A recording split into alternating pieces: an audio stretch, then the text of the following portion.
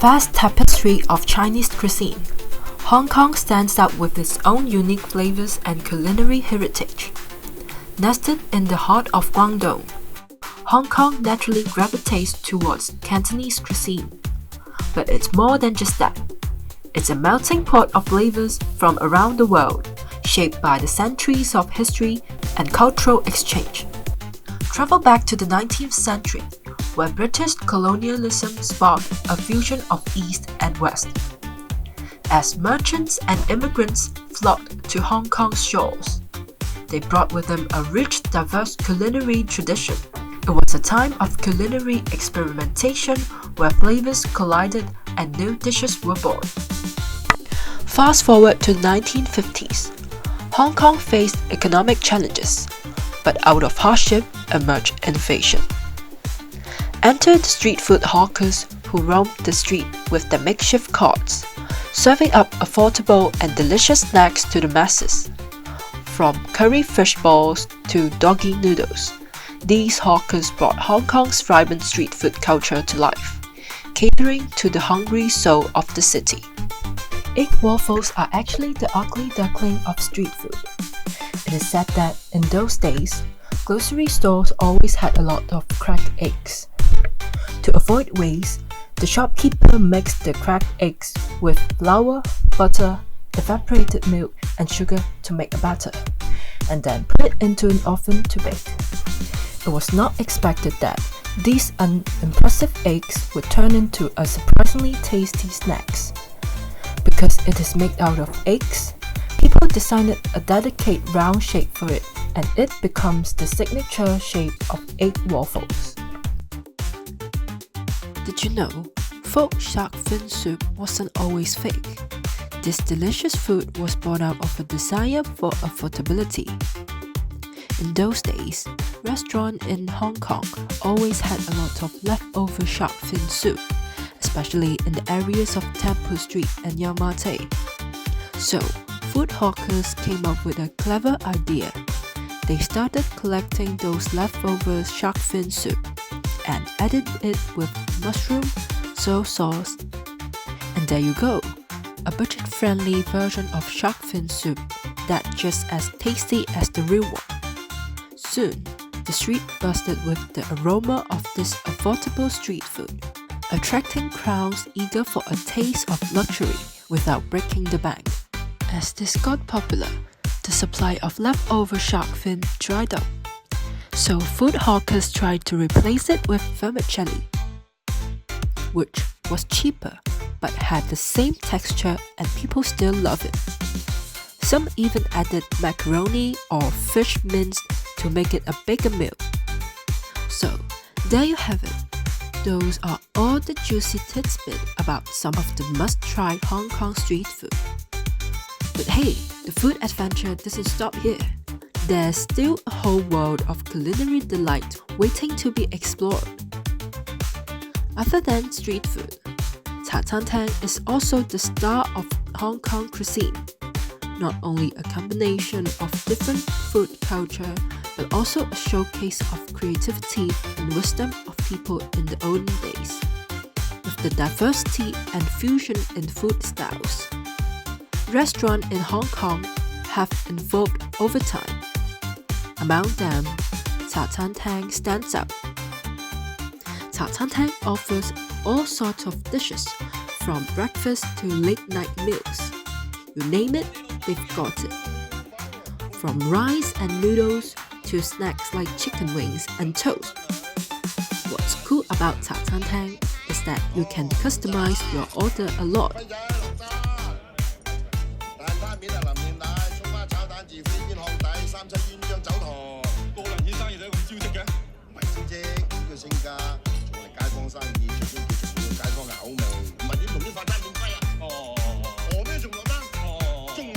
Behind the diverse and outstanding cuisine, do you know how Tang springs up and became the signature of Hong Kong culture? During the British colonial period, Hong Kong food culture became westernized. However, people could hardly afford Western food. From formal restaurants like Jimmy's Kitchen, ABC and Thai Penguin restaurant. Therefore, people thought of an affordable version of these restaurants, offering cheap Western-style light meals, catering the needs of the working class. As Western food arose, Bing Sut started getting popular among the people for selling different Western snacks and drinks. Since Bing Sut wasn't selling staple food, local government divided the restaurant into ordinary restaurants as Ta Tan Tang and small food restaurant as Bing Sut, which can only sell a certain combination of food.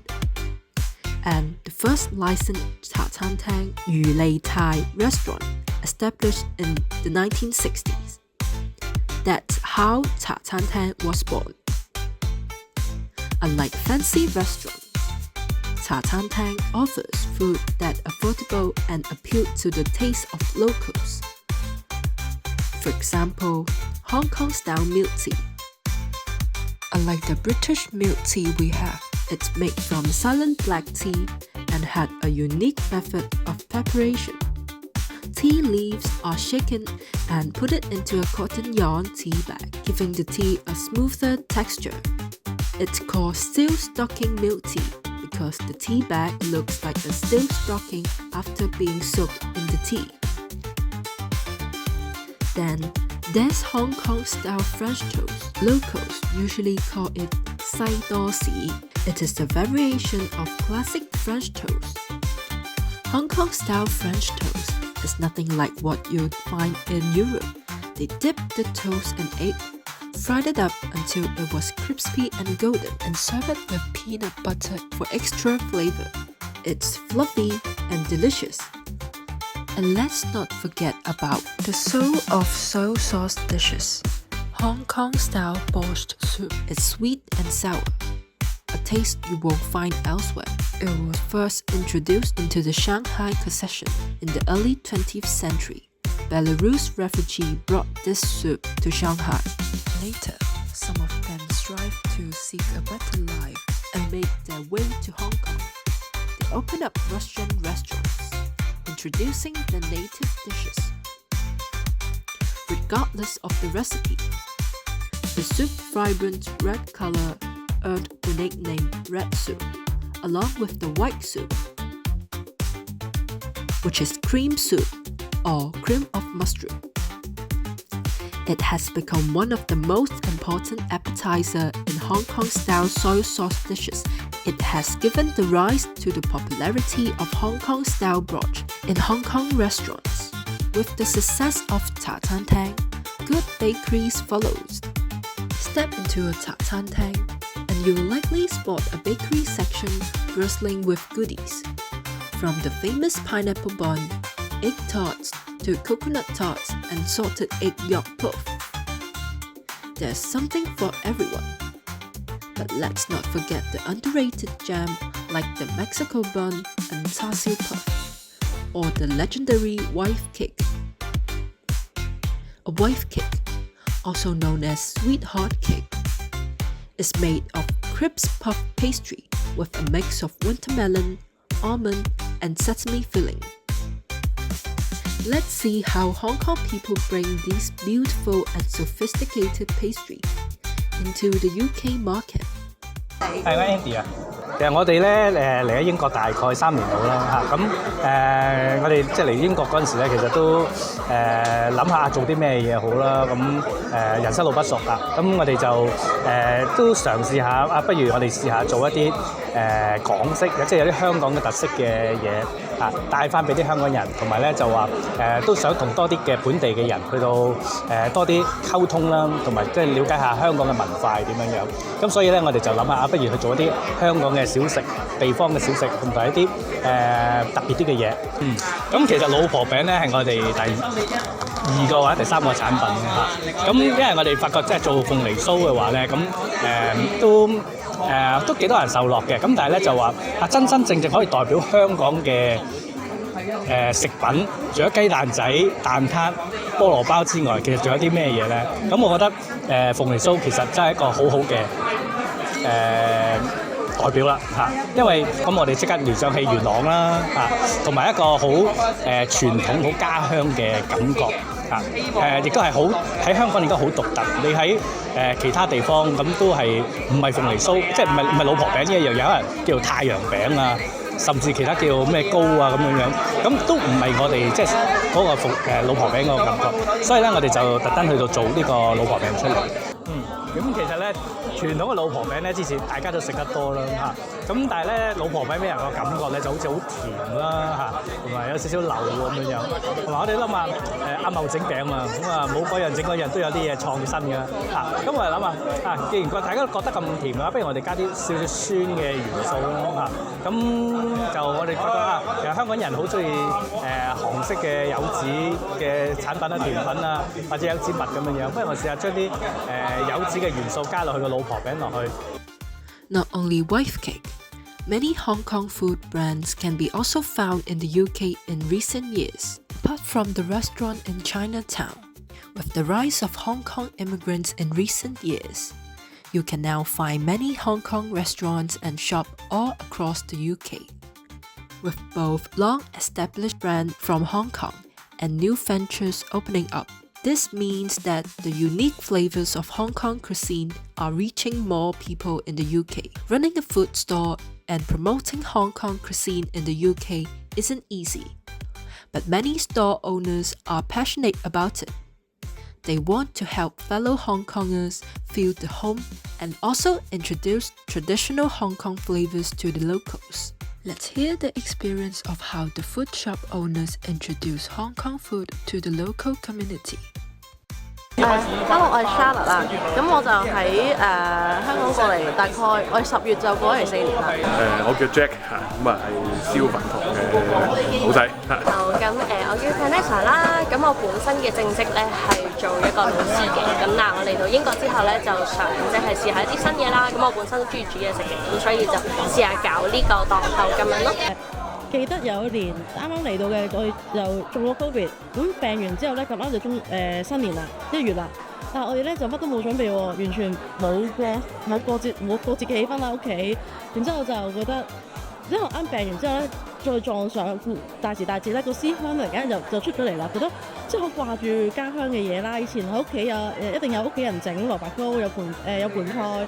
話隨手可得就食齋咁樣，你估到呢度係乜都冇喎，然之後就覺得，所以就逼起決心啦，要自己學整家鄉嘅嘢啦，然之後整月餅啦，整新年蘿蔔糕啊，整粽啊咁樣咯。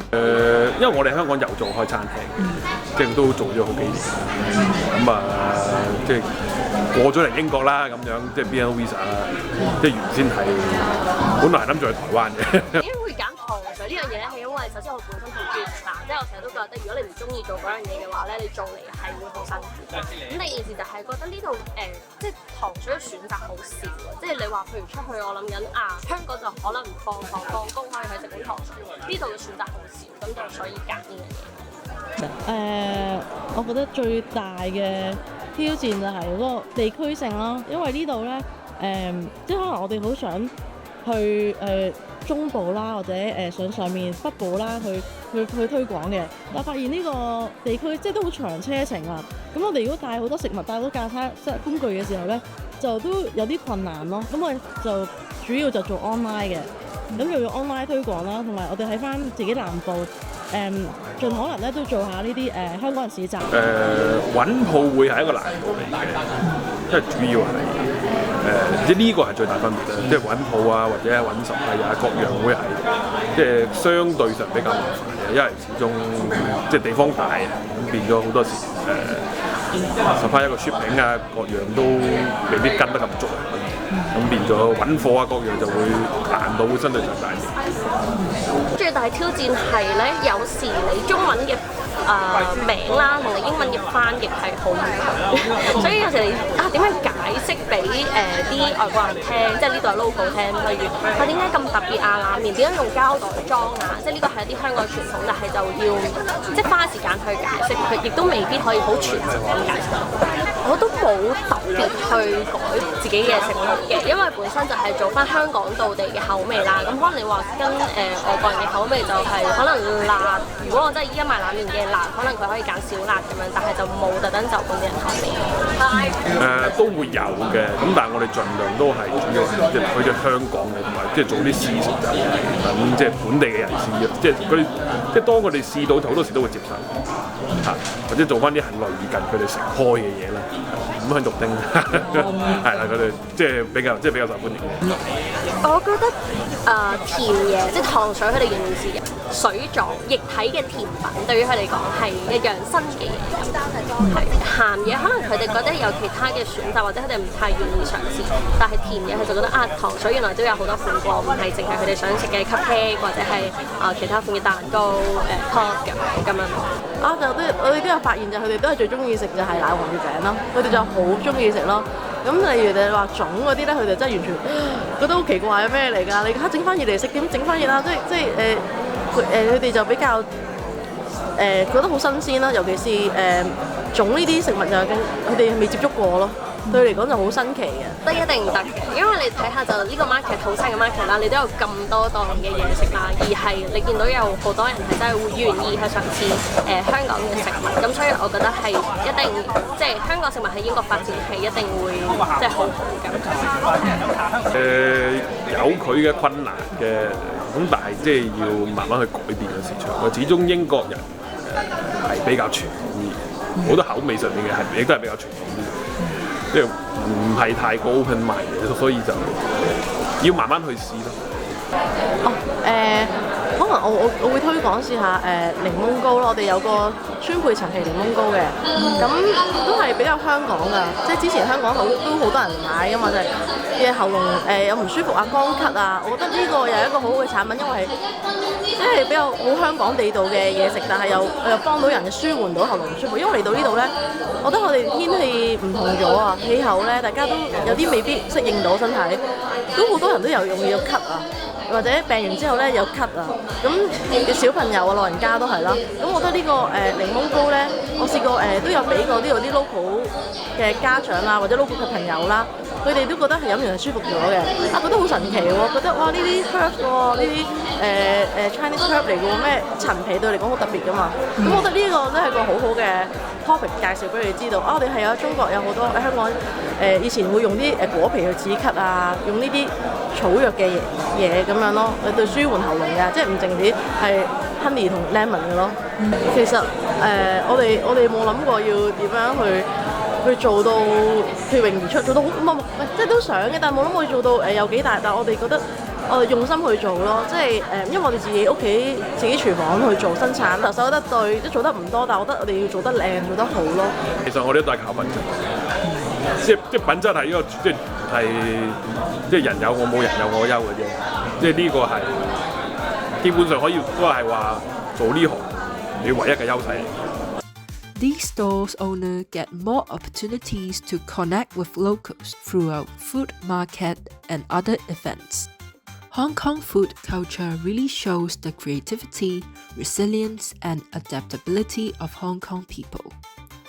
As time goes on, many old traditions are fading away, but preserving a culture means holding on to simple, everyday things.